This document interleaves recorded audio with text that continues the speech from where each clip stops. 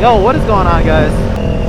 It's getting near to our 1 year anniversary on this bike. I think it is this later in May, actually. I kind of want to do a little 1 year review on this bike, you know? So I will be pulling over somewhere to kind of just give you guys a little deep dive into how my year went with this bike, all the stuff I've done to it, and I'll just kind of list some of it all right now. So, as you all may know, if you guys follow me or whatnot, watch my videos, I've done a lot to this bike. I got a little mods video if you guys want to check it out. I'll post a little link of it. It's not fully updated, even though for the most part it is. I did get new clutch levers, brake levers, tank pads.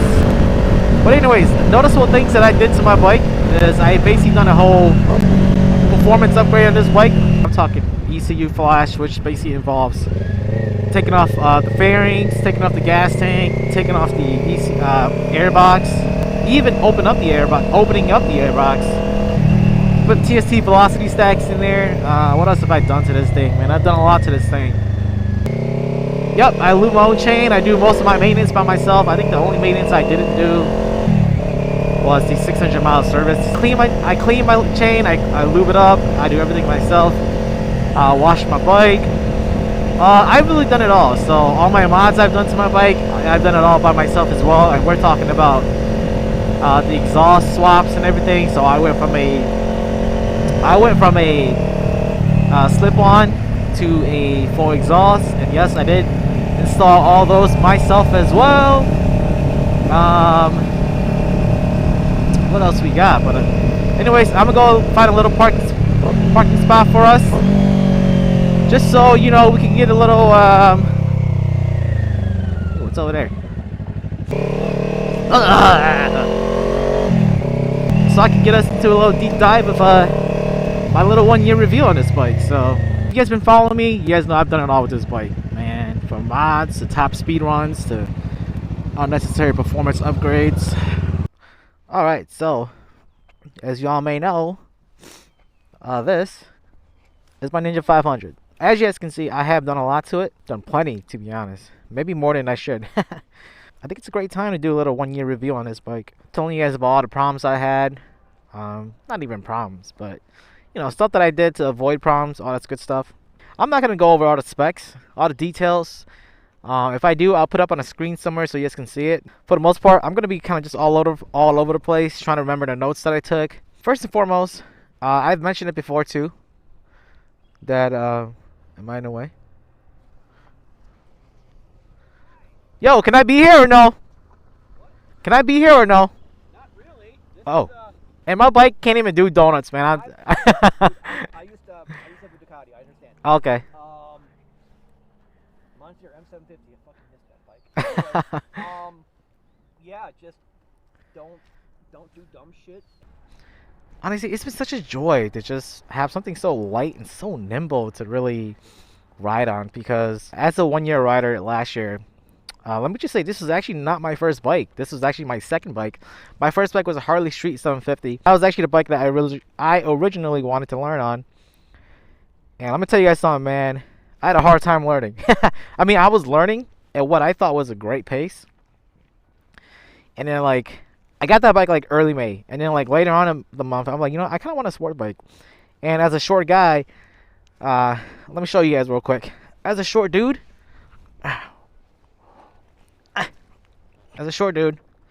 this is kind of like what I look on it.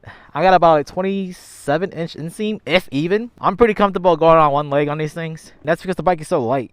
So with the bike being so light, it gives me a lot of confidence in really just not being afraid of this bike. Not really being afraid to, you know, walk it backwards or whatnot. And on top of all that, honestly, just being a really nice and simple bike to just maintain. No crazy technology where you gotta really understand how things work. No rider modes. You know, it's nothing to really get you lost. You know, it's a really nice and simple bike. I'm gonna talk to you guys about stuff that maybe you can kind of watch out for.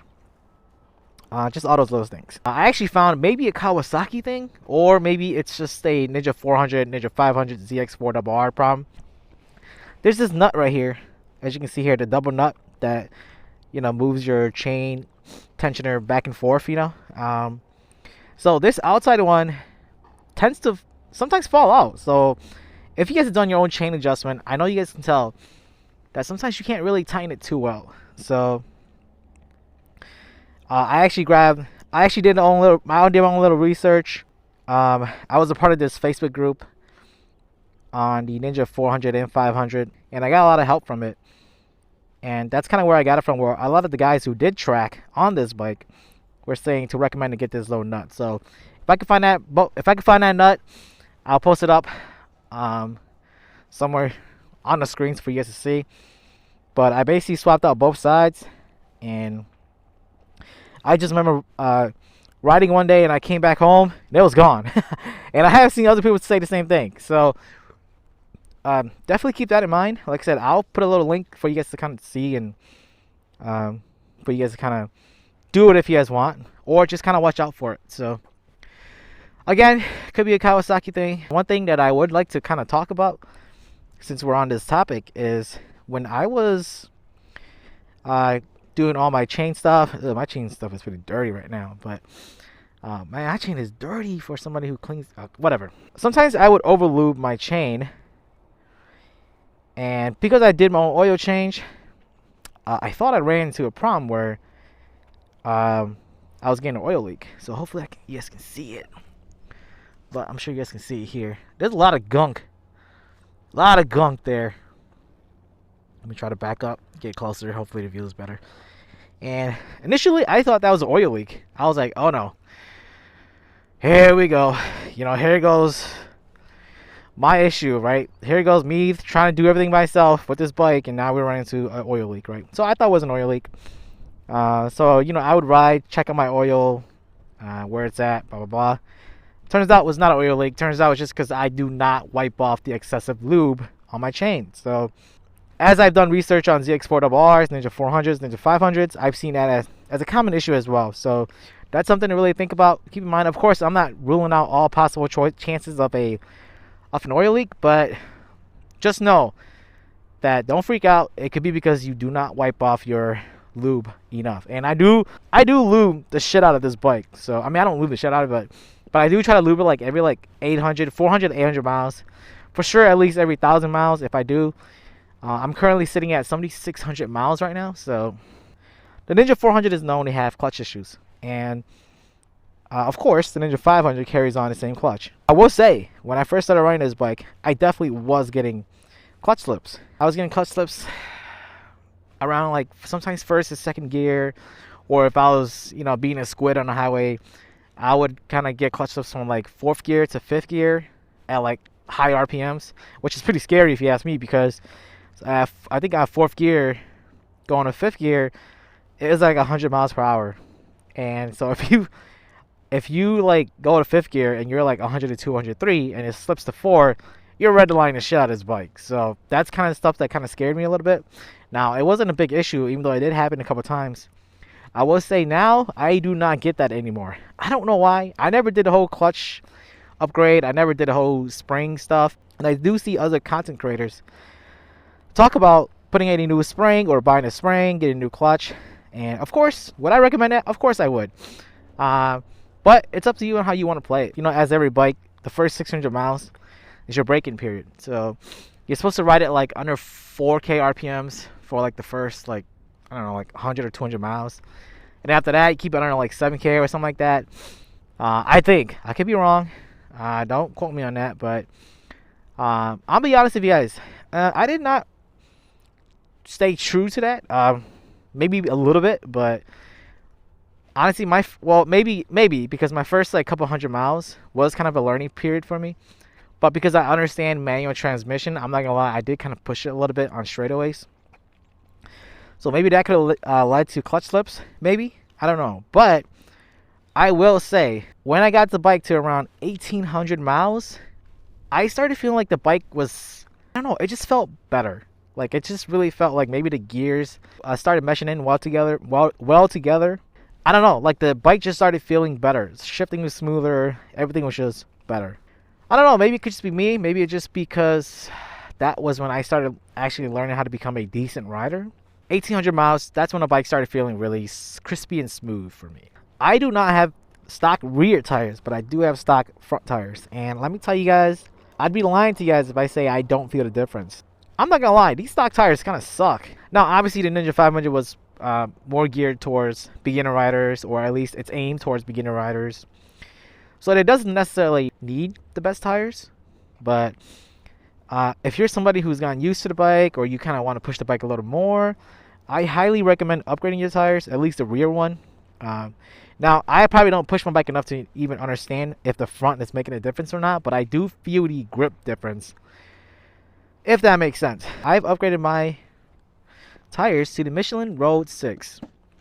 Is it a little bit of overkill? Maybe. And not to mention, I did go one size up, so I am currently at a 160/60/17, I believe. That's the right size, but because I think the stock one is 150/60/17.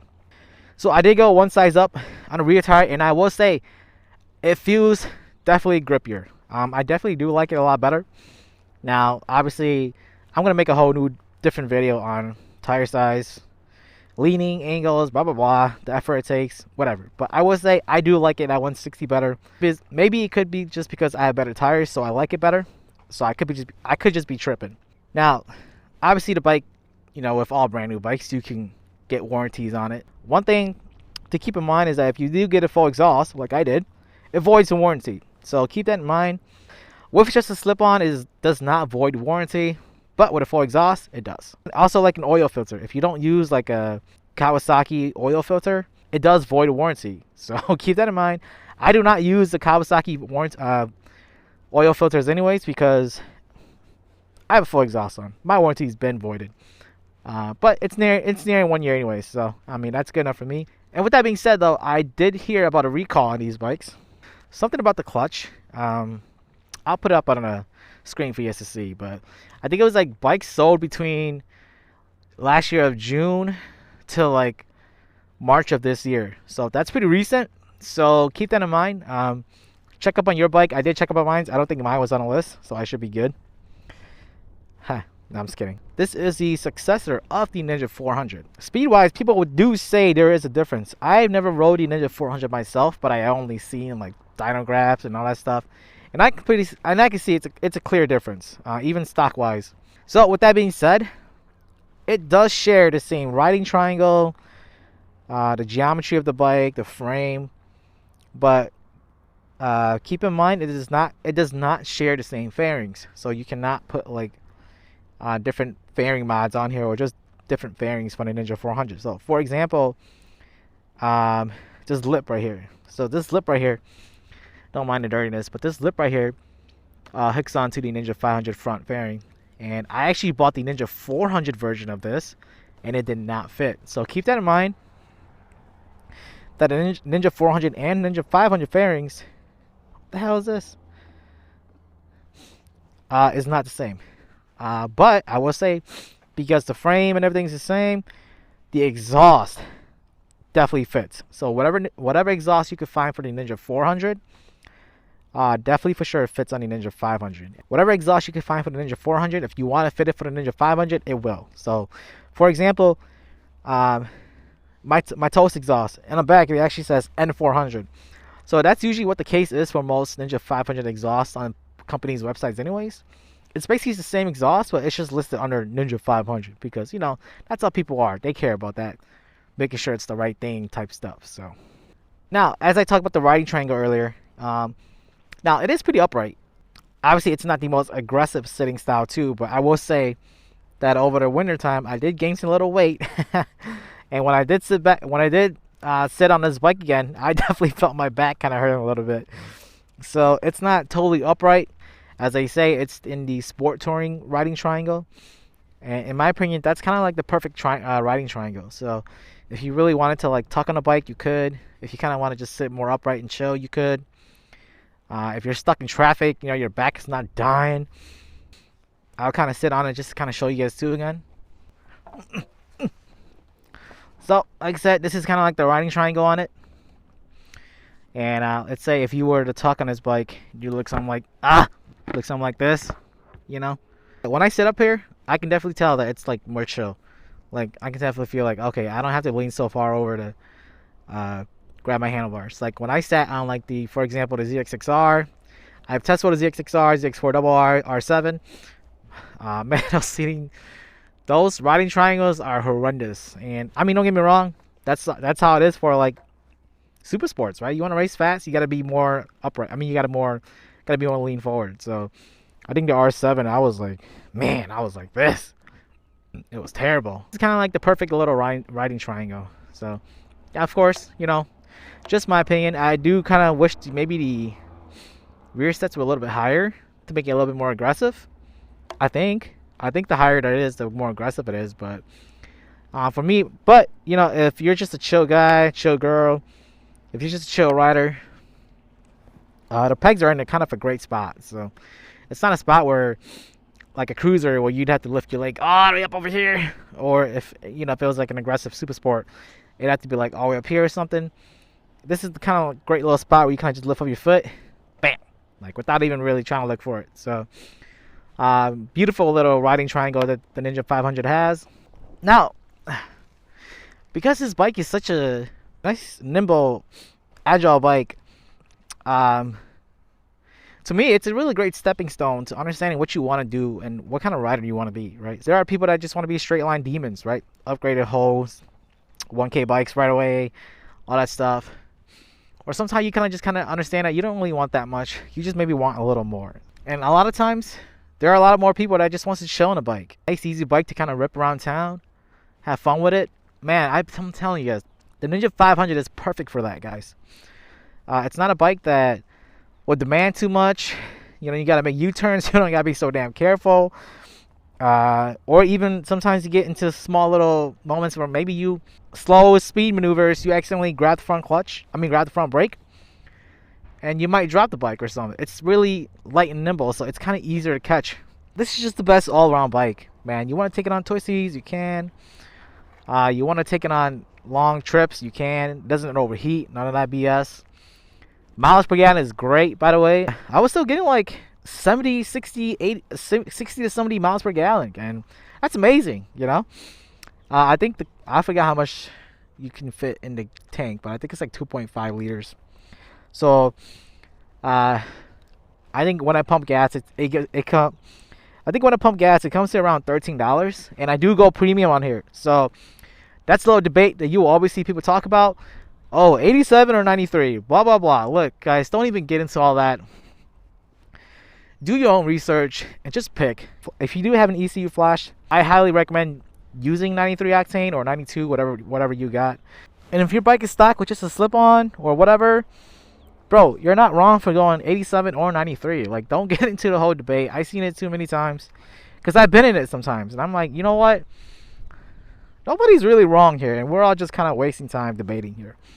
So 87 or 93, take your pick. If you have an ECU flash, 93 is your best bet. But if it's stock, which is a slip-on, whatever, or stock exhaust, you pick, man. The difference is like $1. The suspension on this bike is decent. You can adjust it down here.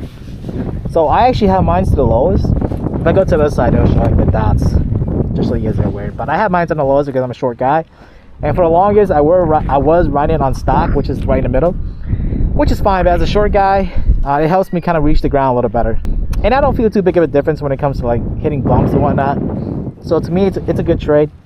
So if you're a short guy, and you want to lower those suspension, go ahead and do so. I'll post a little link of the video that I got that from, Riding with Casey or something like that. So I'll go ahead and post a little link on that video that she did. Great video, really nice and easy. And you know what? I think that's all I really got. If you want a little sound check, I got plenty of videos on that too. I'll probably do a little toast exhaust review on this exhaust system, considering it is the most expensive exhaust system for the Ninja 500. I have thought about maybe buying another bike because honestly, I'm racking up too much miles on this bike. One year, not even 1 year, one riding season, and I racked up 7,500. So that's, I don't know, guys. Anyways, thanks for 1K subscriber, guys. Thanks for helping me reach that milestone, getting me monetized. It was a smooth, a little natural flow, and I loved it. And yeah, I think that's it for my 1 year review. Anything else you guys want to add, feel free to comment it below. Feel free to comment that below. Anything I missed, go ahead and comment that as well. I've just had no issues with this bike. Never broke down on me, nothing. Clutch issues all gone. I don't know why. Maybe I become a better shifter too. I don't know. If you enjoyed the video, honestly, thanks for just watching. Feel free to like and subscribe. Help your boy out. And say out 451. And we out of here. Peace. Somebody's calling me.